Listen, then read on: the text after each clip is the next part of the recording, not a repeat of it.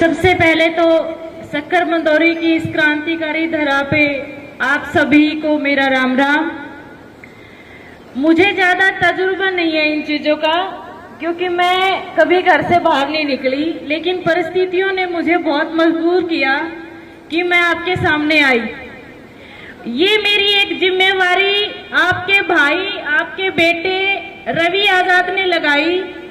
जब मैंने उनको ये बोला कि जो शक्कर मंदौरी में 2 साल पहले एक मुहिम आपने चलाई थी झज्जर टू घग्गर, वो मुद्दा अब दोबारा से खड़ा किया गया है और कहीं ना कहीं आपकी वहां बहुत कमी नजर आ रही है, तो उस बंदे ने सबसे पहले मुझे ये जिम्मेवारी दी कि आप मुझे बैकफुट पे लेके उन लोगों के बीच में जाओ और उनको ये आश्वासन दो कि रवि आजाद आपके साथ है। रवि आजाद जेल के अंदर जरूर है, उनके विचार आप लोगों के साथ हैं, उनकी जगह मैं मंजू आजाद उनके साथ हूं। जहां आप बुलाओगे मैं आपके साथ रहूंगी।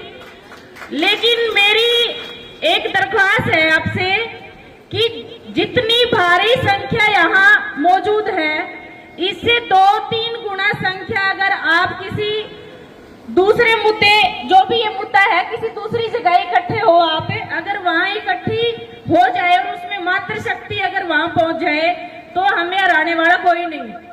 क्योंकि रवि आजाद का एक मैं बार बार वाक्य सुनती थी कि जिस दिन जिस मुद्दे के ऊपर मात्र शक्ति हमें आशीर्वाद दे दे तो हम हार नहीं सकते। उनका आशीर्वाद हमारे लिए भगवान का काम करता है।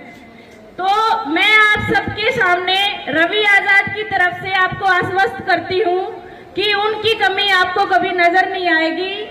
सरकार की षड्यंत्र की हद होती है, लेकिन सरकार अपनी तरफ से अपना जोर लगा ले और हम अपनी तरफ से जोर लगाएंगे। ज्यादा दिन उनको हम अंदर नहीं रख सकते। और ये मैं आपसे भी एक आश्वासन लेना चाहूंगी कि जहां मुझे जरूरत पड़ी आप लोग मेरा साथ दोगे।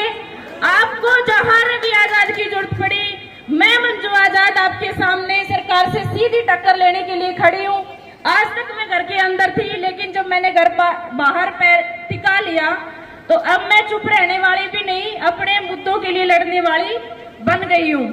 रही बात ट्रेन की, तो मेरा मानना यही है कि अगर आपको आने वाली पीढ़ी को बचाना है, अपने बच्चों को बचाना है, तो एकजुट हो जाओ।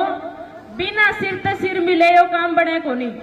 क्योंकि अपने बुजुर्ग भी कहा करें, जब तक उंगली सीधी हो ना तो घी निकल जा, अगर ना निकला तो उसने टेढ़ी कर लो। तो ये टेढ़ी करने का टेम है।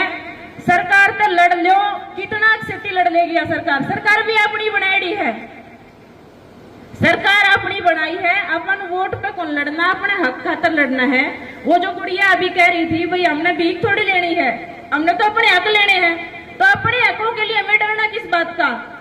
हम एकजुट हो, डट कर मुकाबला करें और उस मुकाबले को हम जीत के उठेंगे। ये हमारा पहला वादा होना चाहिए, अपने आप से भी, अपने परिवार से भी, अपने बच्चों से भी। न्यू नहीं देखना कि भैया लड़ाई तो सह पड़ोसी की होगी, वो लड़ देगा या दूसरे लड़ देंगे, आपने क्या है ना।